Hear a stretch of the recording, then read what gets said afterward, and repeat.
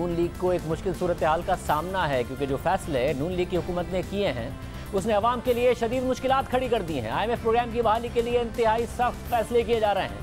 Petrol और diesel की कीमतों में इजाफे से महंगाई का तूफान आ चुका है, मगर इस तूफान में अभी मजीद इजाफा होना है।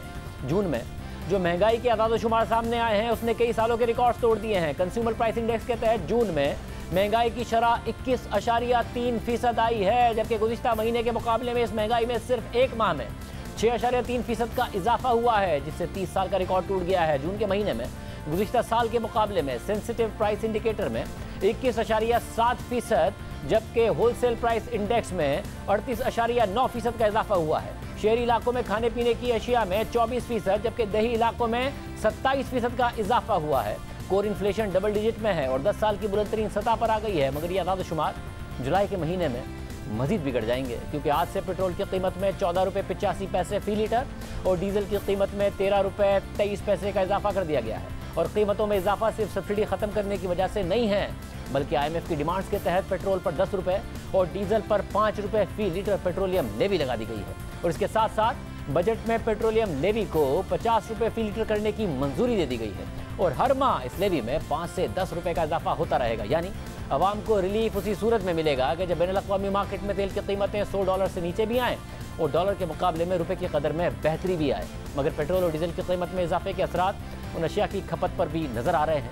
जून के महीने में मई के मुकाबले में डीजल की खपत में 16% की कमी आई है, पेट्रोल की खपत में 12% की कमी आई है। यानी आवाम पर महंगाई का बोझ पड़ रहा है और डिमांड पर उसके असरात भी नजर आ रहे हैं। मगर अभी महंगाई में मजीद इजाफा होगा, क्योंकि IMF से वादे के मुताबिक अभी बिजली की कीमतों में इजाफे के असरात आपको अगस्त के में आने वाले बिलों में भी नजर आएंगे। इसके साथ साथ हुकूमत ईंधन का इंतजाम नहीं कर पा रही है, जिसकी वजह से लोड शेडिंग है। मगर इसके बावजूद जितना ईंधन मिला है वो भी इतना महंगा है कि फ्यूल एडजस्टमेंट कॉस्ट की मद में बिजली ना मिलने के बावजूद बिल आपका ज़्यादा आएगा। इसलिए महंगाई का मजीद तूफान आना भी बाकी है। और आज जो हफ्तावार सेंसिटिव प्राइस इंडिकेटर के आदाद-ओ-शुमार PBS ने जारी किए हैं, उसके मुताबिक गुज़िश्ता बरस के मुकाबले में इस हफ्ते महंगाई 32% और गुज़िश्ता हफ्ते के मुकाबले में 3.63% ज़्यादा है। यानी महंगाई का हर इंडिकेटर इस वक्त एक ख़तरनाक सूरत हाल पेश कर रहा है, जिसकी वजह से मार्केट में स्टेट बैंक की तरफ से शरह सूद मजीद बढ़ाए जाने की तवक्कात में इजाफा हो गया है। जो इस वक्त मईशत है उसके स्लो डाउन के ख़तरात और ज़्यादा पैदा हो गए हैं। शरह सूद पहले ही 14.25% की बुलंद सतह पर है। हमने वज़ीर ख़जाना मिफ्ताह इस्माइल से कहा भी था कि आपने बजट में अगले माली साल के लिए 11.5% महंगाई का टारगेट रख दिया है, ये कैसे 20% से कम होगा? तो देखिए, उन्हें खुद भी यकीन नहीं था।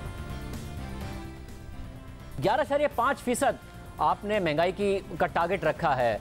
अब ज़ाहिर है उनका 11.7% आज आपने तकरीर में कहा कि वो हम कम करेंगे, उनका 11.7% होता, मगर अभी तो जो बेस इफेक्ट है वो भी थोड़ा लेट किक इन करेगा। आप कैसे एक्सपेक्ट कर रहे हैं? इतने सारा बिजली की कीमतों में भी इजाफा करके पेट्रोल डीजल का आपको और इजाफा करना पड़ेगा। आप कह चुके हैं कि सब्सिडी हम नहीं अफोर्ड कर सकता ये मुल्क, तो कैसे होगा? ये भी एक अनरियल टारगेट नहीं है? महंगाई की शरह बहुत ऊपर नहीं जाने वाली है 18-20%? देखिए, जब पेट्रोल और डीजल महंगा हुआ है और जो इंटरनेशनल प्राइस में ऑयल मार्केट महंगी हुई है, तो ये एक्सपेक्टेशन है कि पाकिस्तान में मज़ीद भी महंगा होगा, तो इससे महंगाई बढ़ेगी, इसमें तो कोई दो राय नहीं है। लेकिन साथ साथ हमने एक एक्सपेंशनरी फिस्कल पॉलिसी जो थी PTI हुकूमत की, जिसके अंदर बजट खसारा इतना ज़्यादा था, उसको भी कम किया है। हम मॉनेटरी पॉलिसी को भी सुकड़ाएंगे, वो कॉन्ट्रैक्शनरी करेंगे। आपने देखा है कि इंटरेस्ट रेट भी बढ़े हैं, तो कई अवामिल हैं जिसको मिलाकर एक इन्फ्लेशन आता है। लेकिन लाइक आई सेड, ये एक साल का इन्फ्लेशन जो है वो पाकिस्तान तो क्या दुनिया में कोई भी मुल्क जो है वो बड़ी सर्टनिटी के साथ नहीं गेस कर सकता।